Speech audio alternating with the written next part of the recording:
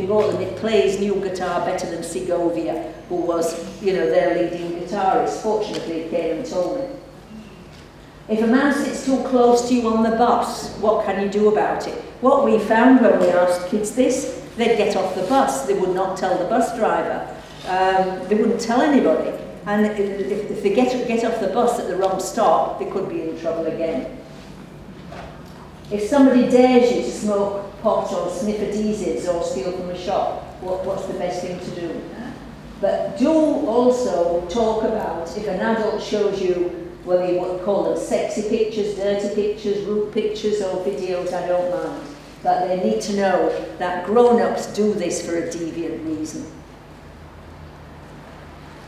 It's important that you develop children's self-esteem and start young, because we're talking about abuse, which is power, and so we have to try to make children more confident, and for that you need good self-esteem.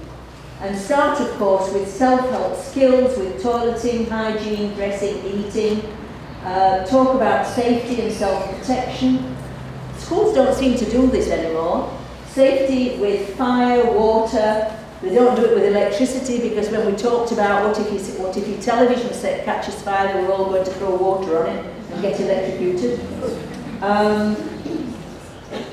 How to get help when help is needed.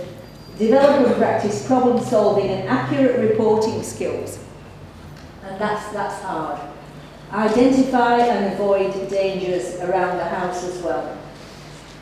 How bodies work, I've mentioned that. Identify and practice safe behaviours and consequences of unsafe behaviours. And know their addresses. We found with 8 and 9-year-olds, most of them knew their names, but they didn't know the district they lived in, they didn't know, and these were not disabled children necessarily. They had very little knowledge about who they were. And also how to communicate effectively, because children with intellectual disabilities often get too close, and also for confidence you need eye-to-eye contact. Body privacy, I've mentioned. Nobody allowed to put anything stinky or yucky in your mouth. And the reason for making mouths private is a lot of programs talk about touching. Children do not associate touching with oral sex because it doesn't involve hands. When abuse is suspected, say, and you don't know for sure, say, I'm really concerned about you, I know that something's bothering you. Is it something or is it somebody? Is it at home or is it at school? Is it a secret? Who else knows the secret? What will happen if you tell the secret, of course? And then assure them that secrets that worry us must always be told. Is somebody giving you a wrong touch? Can you point to where they touch it? This was featured in a film in the 1980s called The Secret, which I think is still the best child protection film around.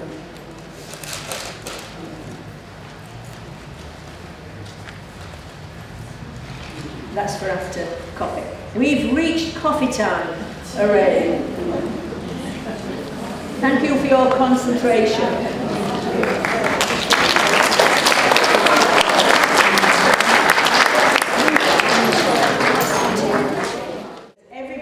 To know that it is no good talking to children about stranger danger, because children under the age of 10 who are not disabled cannot identify a stranger. It is a very complex concept, and I found out this by accident when I was doing research with kids, and they said I couldn't possibly be a stranger because I'm a woman.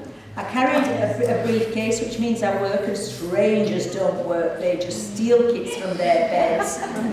Strangers are all men, and they wear black, and they have, I nearly said bikinis, balaclavas, they have evil eyes, and they leer, and they drive old black cars. And teachers would never allow strangers into our school, they said. So what you have to do is not talk about dangerous people, but talk about potentially dangerous situations and what could you do to stay safe. Yeah. And you say to them, if you're lost at the supermarket, at the show, when we're out shopping, go and find a policeman and they will help you. But how do you then qualify that when you say, if you're playing in our front yard and a policeman approaches you and says, come with me in the police car and help me look for the lost dog, why that is not appropriate, but you're telling him police officers are good people to seek out. How do you get that clear in their brains that in some situations they're a good person, in other situations they are the danger? That's complicated as well, isn't it? Yeah. Wouldn't the reality be they're more in danger from their families than they are from companies? Absolutely, especially mothers, boyfriends and stepfathers. One thing I was told in that sort of situation, no matter whether it's a police officer or anything, is a child who, I saw an article, the only child who didn't go with the person was a child who said, but I've just got to go and tell my mum first. And they said, before you go anywhere with anybody, tell your parents or whoever's looking after you.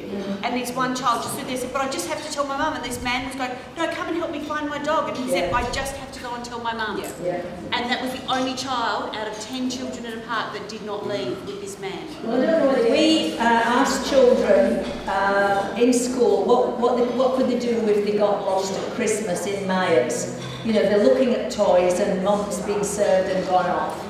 And it's amazing what they came up with. The boys who lived at Banksia Park were all going to walk home when it was 40 degrees. 5-year-olds are the most dangerous because they think that they know it all. You know, nothing can touch me because I'm a boy. Some would go to the car park and try to find the car in a multi-storey car park. Nobody would go to a shop assistant because a shop assistant's too busy taking money. Kids are very logical. They could not leave the money to take me home. They could be taken to the office and there might be a stranger in there, so they couldn't do that. Now the ones who'd learned about safety houses said they were going to run along the safety house. A year later, after they'd done this protective behaviours programme, I went back and said, what would you do if you got lost in King William? They'd all been to the pageant. What would you do if you got lost at the pageant?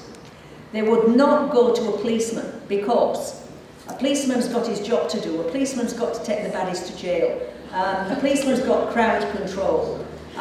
He couldn't leave his job. I mean, they all know that policemen have got radio contact, but it doesn't occur to them they could send for a police car and help, you know. And the policeman might tell you off for getting lost.